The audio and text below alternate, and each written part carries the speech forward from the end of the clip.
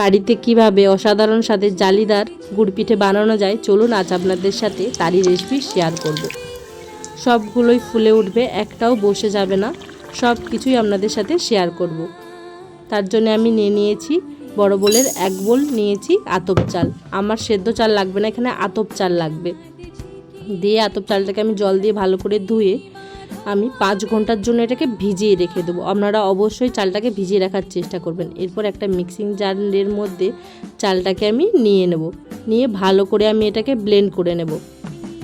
অল্প পরিমাণে জল দেবেন, খুব বেশি জল দেবেন না, তাহলে ব্যাটারটা পাতলা হয়ে যাবে। আর আমার খুব পাতলা ব্যাটার লাগবে না, আমার একটু মোটা ব্যাটার লাগবে। আর ওর বোলের আন্দাজ দিলাম 1/2 বোল ময়দা, আর একদম অল্প করে একটু 1 চুটকি দিলাম বেকিং পাউডার। অবশ্যই আপনারা একটু বেকিং পাউডার থাকলে বাড়িতে দেওয়ার চেষ্টা করবেন।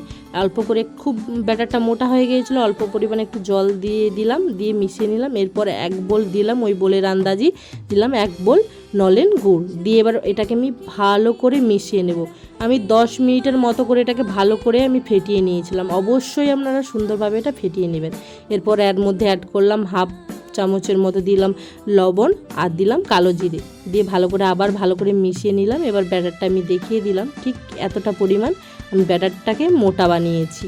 দেখুন, আপনারাও ঠিক একটু মোটা রাখার চেষ্টা করবেন। এবার কড়াইয়ের মধ্যে তেল দিয়ে আমি গরম হয়ে গেলে একটা বোলের মাধ্যমে সাইজ করে নিয়ে নিই ছোট্ট বোল, সেই বোলের আন্দাজে আমি একটা একটা করে গুড় পিঠে বানিয়ে নেবো। দেখুন কত সুন্দর হয়ে ফুলে উঠে এসেছে, একদম এইভাবে মানে পরিমাপ নিয়ে করবেন, দেখুন খুব সুন্দরভাবে গুড় পিঠেগুলো ফুলেও আসবে।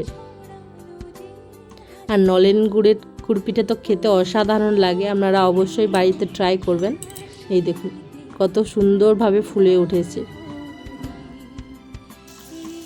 একদম পারফেক্ট। এইভাবে আপনারা পরিমাপটা নিয়ে নেবেন, পারফেক্ট একদম গুড় পিঠে তৈরি হয়ে যাবে। প্রত্যেকটাই আমার এত সুন্দর হয়ে ফুলে উঠেছে, দেখুন কত সুন্দর হয়ে প্রত্যেকটা গুড় পিঠেই আমার সুন্দরভাবে ফুলে উঠেছিল।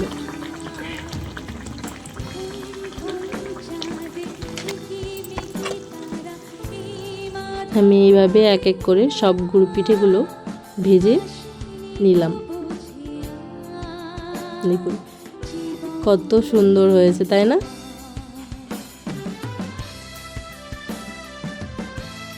আপনারা আমার ভিডিওগুলো কেমন লাগে অবশ্যই আপনারা কমেন্ট করে জানাবেন। আর ভিডিওটা ভালো লাগলে প্লিজ চ্যানেলটিকে সাবস্ক্রাইব করে দেবেন।